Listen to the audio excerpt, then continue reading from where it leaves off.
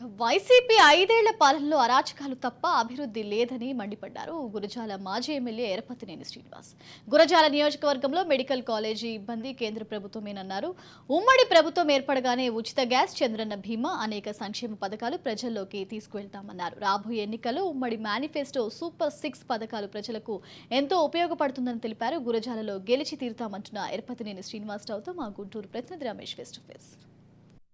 సార్వత్రిక ఎన్నికలు దగ్గర పడుతున్నటువంటి నేపథ్యంలో ఆయా పార్టీలకు సంబంధించి ప్రచారం దూకుడు పెంచారని చెప్పుకోవచ్చు. ఈరోజు పల్నాడుకు సంబంధించి కూడా సూపర్ 6 మేనిఫెస్టోలు విడుదల చేశారు. పల్నాడు, గురిజాల, మరి ఎరపతినేని అంటే గురిజాల, పల్నాడుకు ఒక సీనియర్ నాయకులు మనతో పాటు ఉన్నారు. సార్ చెప్పండి, ఈరోజు మేనిఫెస్టోలు రాబోయే ఎన్నికల్లో ఏ విధంగా ఉపయోగపడుతున్నాయి? తప్పనిసరిగా పార్టీ ఇచ్చిన మేనిఫెస్టోతో పాటుగా గురిజాల నియోజకవర్గాన్ని కూడా ఈ సూపర్ 6 మేనిఫెస్టోని కూడా ఈరోజు రిలీజ్ చేశాం. ఇవన్నీ కూడా 30 సంవత్సరాలుగా ఆదరిస్తున్న గురజాల నియోజకవర్గ ప్రజానీకాన్ని కూడా ఇవన్నీ కూడా అందించడానికి, మరింతగా మేము చేరువగా ఉండటానికి ప్రజలతోని, కార్యకర్తలతోని ఈ కార్యక్రమాలు కూడా తీసుకొచ్చాం. గురజాల నియోజకవర్గ అభివృద్ధి ధ్యేయంగా కూడా నేను 30 సంవత్సరాలుగా పనిచేస్తూ ఉన్నాను. 7వసారి ఇక్కడ నుంచి నేను తెలుగుదేశం అభ్యర్థిగా పోటీ చేస్తూ ఉన్నాను.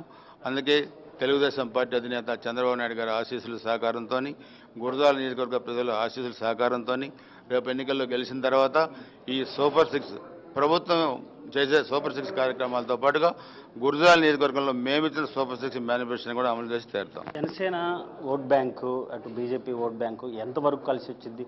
ఇప్పటికే అనేక విమర్శలు చేస్తుంది అధికార పార్టీ. ఓట్ షేరింగ్ ఉండదు అంటూ కూడా విమర్శలు చేస్తుంది. ఏదైతే పవన్ కళ్యాణ్ తక్కువ సీట్లది పైన అనేక విమర్శలు చేస్తుంది. క్యాడర్ మీకు ఎంతవరకు కలిసి వచ్చింది? ఎన్ని సీట్లు ఏ పార్టీ తీసుకోవాలి, ఎన్ని సీట్లు ఏ పార్టీ పోటీ చేయాలి మా ఇష్టం. దానికి వాడు ఓటు ఇవ్వడానికి వాడు పార్టీని వాడు పోటీ చేసుకోమను. ఓటు బ్యాంకు షేరింగ్ అనేది మా పార్టీ అంతర్గత వ్యవహారం. మేము రెండు పార్టీలు కూడా మేము తెలుగుదేశం ఇక్కడ పోటీ చేస్తూ ఉన్నాం. రెండు పార్టీల ఓటు బ్యాంకు మాకు వచ్చింది. అయితే కొన్ని చోట్ల జనసేన, కొన్ని చోట్ల బీజేపీ పోటీ చేస్తారు. తెలుగుదేశం ఓటు బ్యాంకు వాళ్ళకి వెళ్తుంది. సో దీన్ని అంటే ఒక వణుకు అన్నమాట, భయం. ఇప్పటిదాకా అంతులేని అహంకారం ప్రదర్శించారు కదా అధికారం ఉందని. అధికారం పోతే ఏం జరగబోతా ఉందో వాళ్ళకి తెలుసు కాబట్టి ఒక దుష్ప్రచారం తెరలేపుతా ఉన్నారు ఈ YCP, Paytm cycle, social media. కాబట్టి దీన్ని భయపడాల్సిన అవసరం లేదు. ఈ ప్రజలు చాలా క్లియర్గా సిద్ధంగా ఉన్నారు.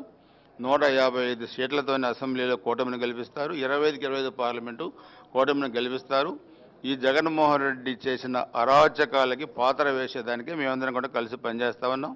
వైసీపీ వాలంటీర్ వ్యవస్థ తీసుకొచ్చి ప్రతి 50 ఏళ్ళకి పూర్తి స్థాయిలో ఆ వాలంటీర్లని ఎన్నికల్లో వాడుకునే విధంగా వైసీపీ శ్రేణులు వ్యూహాత్మకంగా ముందుకెళ్తున్నారు. దాన్ని ఎలా ఎదుర్కోపోతారు? ఈరోజు వైసీపీలో